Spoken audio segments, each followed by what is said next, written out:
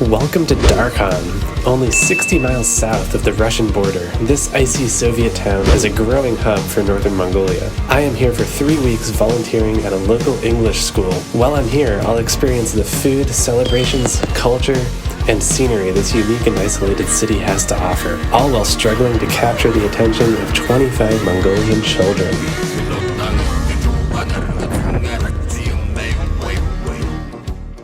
So here's my apartment in a Soviet block. It's pretty cozy. It's actually a little bit too warm for my liking, and there's no thermostat, so I'm just stuck with the temperature. That is comfortable enough. I have this one-season porch. The bathroom is a bit strange. There's no sink. The toilet is sort of in the middle of the floor. All in all, not a bad place to spend a couple weeks. So for all the shortcomings of Soviet-style towns, they do often have very nice central parks and monuments. And that's one thing Darkhan is known for in particular. I'm in this city park now that's pretty vast, and obviously not the best time of year to be enjoying it because all of the amenities are under snow. But it's still a nice green space, and all the trees are frosty and beautiful. I've never been to a place before where people assume I'm Russian. If you're here and you're white, that's by far the most likely possibility. And that is my time to lean into my Soviet alter ego. Here's the start of the bridge. So on that side of the bridge is a big Buddha statue I'm gonna head to. And over there is another big monument, I think to Genghis Khan. We've got to walk around the Buddha clockwise as a blessing. Learned that one in Bhutan.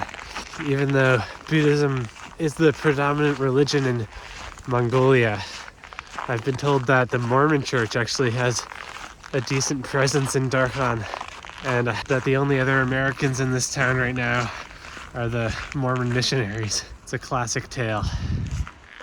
Thank you for the blessing, Buddha.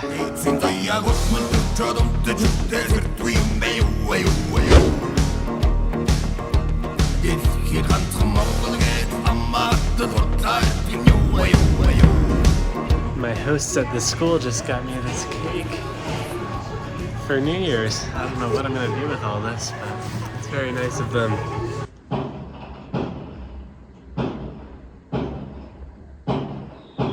I'm watching a fireworks show from my bed. Not bad.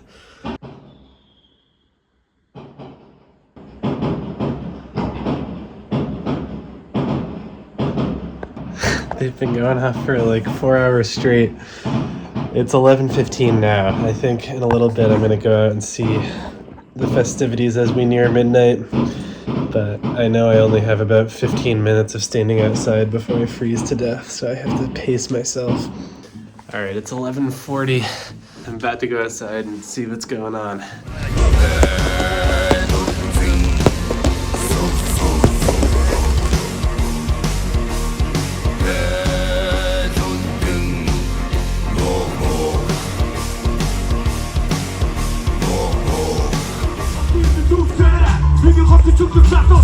I didn't really expect any New Year's celebration here, let alone the best one I've ever seen.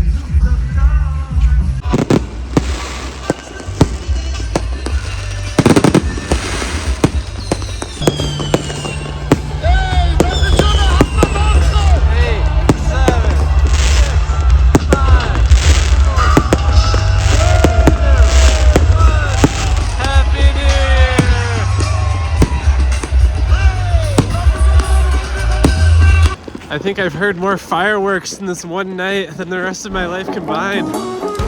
With the new year came the start of classes and my debut as a teacher. I'm waiting to be picked up for my first day of school. I quickly gained an immense respect for all who do this as a profession.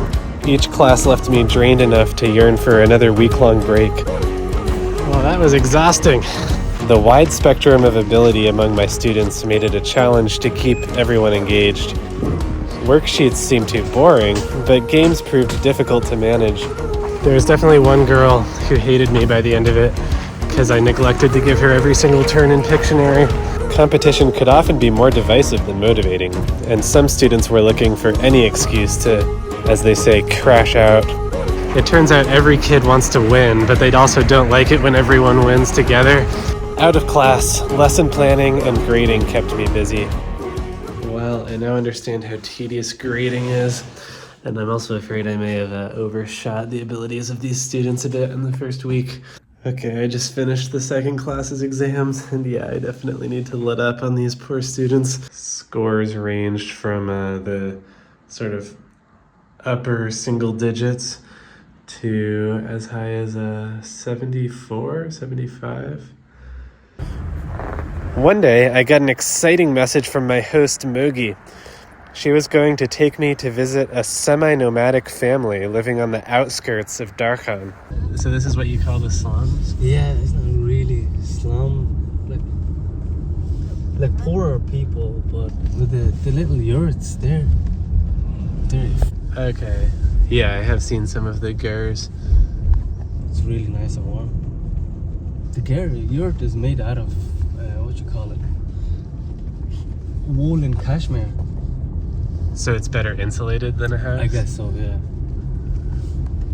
Mogi was right about the coziness of a Mongolian gur in winter, and I was about to experience it firsthand. About a third of Mongolia's population lives in these gurs. Some of them are fully nomadic, living off the land and their animals, while others live on the outskirts of permanent towns like this family.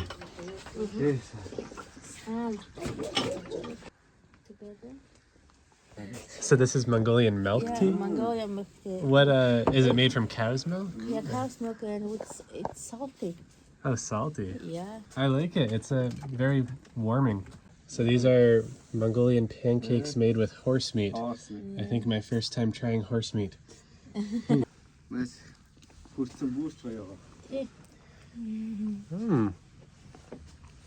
very good. It's very delicious when it's cold. That's why we Mongolians eat horse meat in winter time. We don't eat horse meat in the summertime. Oh, it makes you hot. Yeah, because we survive harsh weather in the winter time. That's why we eat horse meat in the winter time. If I didn't know, I would think it was lamb or sheep meat.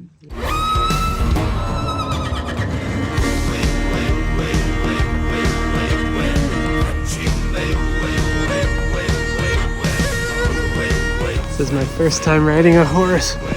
What a crazy experience. I didn't think it would come 5 minutes after trying horse meat for the first time.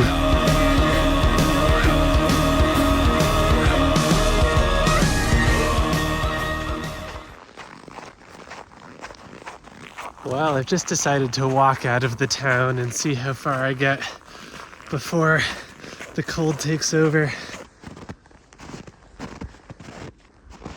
I'm trying to follow this trail of footprints to a little mountain peak. Wow, there's clearly something living in there. I wonder what it is.